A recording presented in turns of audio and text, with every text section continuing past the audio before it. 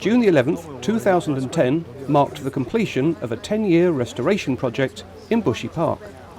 Representatives of Richmond Council joined the speakers. Carol Souter, Chief Executive of the Heritage Lottery Fund. Mark Camley, Chief Executive of the Royal Parks. And Sarah Lom, Chief Executive of the Royal Parks Foundation.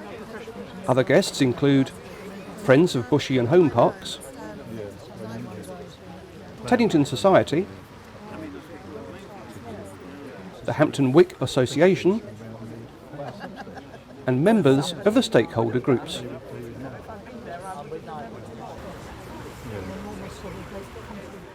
Well, it's an absolute pleasure to be here this afternoon, and I'm deeply impressed that at 2:30, when Mark told me the sun was going to be shining by 3 o'clock and I failed to believe him, I should have known that whatever Mark says is true. It's an absolute joy to be here because we've had a discussion and a relationship with the Royal Parks about Bushy Park for some while now. And it's an enormous project which is going to have a huge impact on the park and all the people who live around here and who use the park on a regular basis.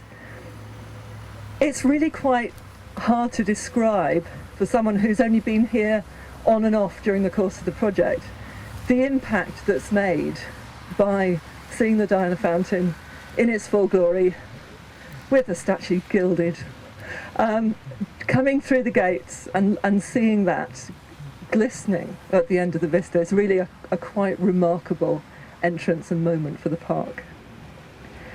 Alongside this restoration work, and of course there are the water gardens as well, which I'm determined to go and see again before the end of the afternoon, there have also been 1,000 new trees planted in the park. So, like all HLF projects, what we like to see is the conservation and restoration of the heritage, but then putting it into good heart for the future, making sure that a new generation of heritage will be there to make these special places more special in the future, to make sure that next generations also enjoy what the parks have available for us. A grant of £4.5 million is quite a big grant, even for the Heritage Lottery Fund. But I think one of the amazing things about the Royal Parks generally, and perhaps Bushy in particular, is the scale of everything that has to be done. Not just the physical scale of the park, but the numbers of people who benefit, the numbers of people who regard this as their backyard, who expect to be able to come in and enjoy themselves, who expect to be in good heart and good character. And I think that that scale is something that we see amazingly here in Bushy. I know that it's always been a park that people have loved and enjoyed. That makes the project itself particularly important, but it doesn't necessarily make it any easier. If you love something and you've lived with it for many years, perhaps since a child, thinking about how it might change and how it might develop is really difficult and really challenging.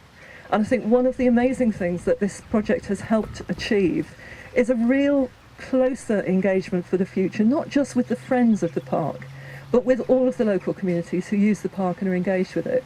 And I think that the new facilities that have been provided hopefully will underpin that engagement and mean that more communities, more and different people will come to love the park in the way that you all do, and we know how much you do. The sort of work that goes into maintaining them, of course, is phenomenal. And that's where we love to see the volunteer involvement and engagement in the parks projects that we funded. And I know how great that engagement is here. I think the last time I came, I was wandering through a bit of the woodland garden, I think, and was overhearing a very, very lively debate between a member of staff and a group of volunteers about the planting of a particular bed. And I thought, well, that's actually what it's all about. It's people sharing their views and their skills and their knowledge and really working it out and coming up with an outcome that makes sense for everybody and that respects the park but is what people want to see. I think that one of the things that is going to be the biggest legacy of the Heritage Lottery Fund in 100 years' time, when people look back and say, well, what did the early years of the lottery achieve?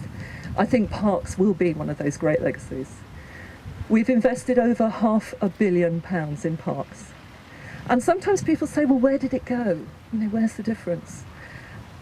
And then they stand back and they look again and they say, actually, it's in the people, it's in the access, it's in the fact that actually we can get around now. And there is somewhere to sit down now. And doesn't that park planting look wonderful now? Doesn't it look safe and a good place to be now? Isn't it somewhere that I automatically take my friends when they visit?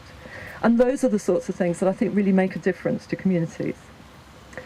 So I've got one last challenge for you. All of you who've been involved in the project and who've been volunteering and helping and getting engaged in the discussions and the process.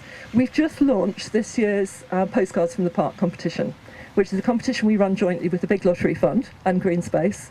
And I'm challenging all of you to take a picture of your favourite aspect, moment, corner of Bushy after its wonderful restoration and enter our Postcards from the Park competition. And Laura's got the leaflets, so you've got no excuse for not knowing how to do it. So just once again, I think it's absolutely fitting that the sun is shining and the sky is blue, because this is a really proud and glorious moment for the park. And I am so pleased with the outcome of all the work that you've done, and just look forward to visiting the park again and again in the future and seeing how all of this work blossoms and develops over the years. So well done, and thank you very much indeed.